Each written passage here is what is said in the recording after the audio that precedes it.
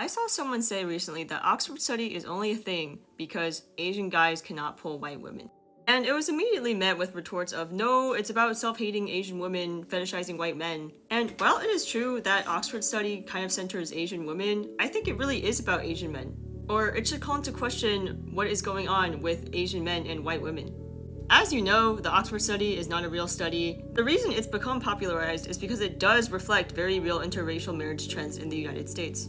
The most common interracial marriage pairing in the US is white and Hispanic, and as you can see here, the gender distribution is pretty even. However, that is not the case for the second most common. For white and Asian marriages, WMAF outnumbers AMWOOF by like 3 times. Let's note that in a truly race and sex blind society, heterosexual and heteroracial couples will always outnumber homosexual and homoracial couples.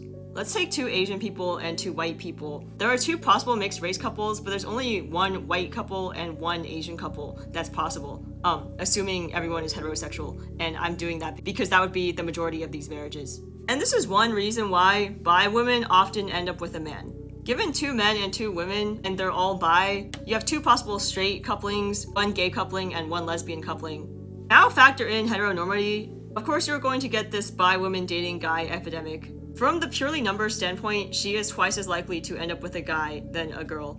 I am writing out genderqueer people in this napkin math, sorry. Similarly for the interracial pairings, white people make up the majority in America. Just by being an Asian woman in America, you are probably more likely to get paired with a white guy. Combining a bunch of other things like a history of white supremacy and possibly the preference to date within one's own race, you end up with what we have here. Blaming bi women for dating men and blaming Asian women for dating white men is very reactionary and does not solve the root issue, which is white women not dating Asian men. Why do Asian women bear the brunt of anger for this issue when technically we are the group that can do the least about it?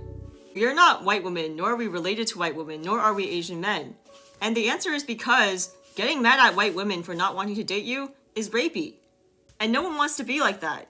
The other closest thing we have to an actual study is from this video. It goes over several studies on interracial preferences in the gay dating community. We can call it Gay Oxford Study. Let's look at the findings here. You look at white men, okay, and you look at Asians, they don't find Asians attractive. Black men also don't find Asians attractive. Latinos also don't find Asians attractive. The only group that seems to find Asians attractive is other Asians. And you do see here that Asian men do have an affinity towards white men, but guess what? So do Latinos. So I don't really know why everyone thinks it's just an Asian thing. Maybe this is different for heterosexual interracial pairings, but I don't think it's a huge stretch to think that this might be able to extend to the preferences of white women. If a similar study was ran, you might see this low preference for Asian men from non-Asian women across the board. I don't need to explain how hating on Asian women for dating white men and bi women for dating men is bad, because it assumes that they're self-hating and can't use discernment. And I think that's just a totally unrelated thing to the lack of AMWOOFs, which is a very real problem because it reflects the emasculation of Asian men in America. Anyway, stop blaming Asian women for Oxford study because it's not us, it's white women.